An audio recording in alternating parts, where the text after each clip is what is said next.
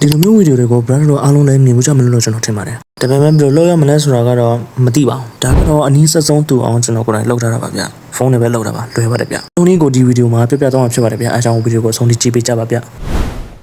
သူကတော့ comment block နဲ့အသုံးပြုပြီးတော့လုပ်ရတာဖြစ်တဲ့အတွက်ကြောင့်ကျွန်တော်က comment block ကိုတော့အရင်ဆုံးယူဖို့လုပ်ပါတယ်ဗျ comment block မယူခင်ပထမဆုံးအနေနဲ့ကျွန်တော်တို့က setting တွေကိုအရင်ဝင်ပေးလိုက်ပါဗျပြီးရင်ဒီညာဘက်စမျက်နှာကိုအောက်ထိဆွဲချပြီးတော့ဒီ activate cheese ကဖွင့်ထားလားပိတ်ထားလားဆိုတာတခြားစစ်ပေးပါအကိပိတ်ထားတဲ့ဆိုရင်သူ့ကိုဖွင့်ပေးလိုက်ပါဖွင့်ပြီးဆိုရင် comment block ကို chat တက်မှာဒီလိုမျိုးရေးပြီးတော့ယူပေးလိုက်ပါဗျဒါဆိုရင်တော့ comment block တုံးရလာပါလိမ့်မယ်အဲ့ comment block ကိုဒီလိုမျိုးပုံစံထားပေးလိုက်ပါဗျပြီးရင် lever ကိုဒီနောက်နားမှာတက်ပေးလိုက်ပါcomment block နှလုံးကတပြန်နဲ့လှုပ်လှုပ်ရမှာဖြစ်တဲ့အတွက်ကြောင့် redstone ကျုပ်ကိုဒီအပေါ်မှာဒီလိုမျိုးတင်ပေးလိုက်ပါအဲ့ဒါဆိုရင်တော့ဒီလိုမျိုးပုံစံဖြစ်နေပါလိမ့်မယ်ဗျ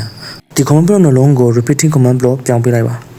ပြောင်းလို့ပြီးတော့ပြီဆိုရင်ဒါကတော့ပထမဆုံး comment block မှာရေးရမယ် comment ပဲဖြစ်ပါတယ်ဗျပြီးရင်ဒုတိယ comment block မှာကကျတော့ဒီ comment ကိုရေးပေးရမှာဖြစ်ပါတယ်ဗျအဲ့ဒါဆိုရင်တော့ close လေးကိုဖွင့်ပေးလိုက်ပါဖွင့်ပြီးသွားပြီဆိုရင်ကျွန်တော်တို့ဒီ comment block နဲ့နည်းနည်းဝေးတဲ့နေရာကိုတွားပေးလိုက်ပါဗျတ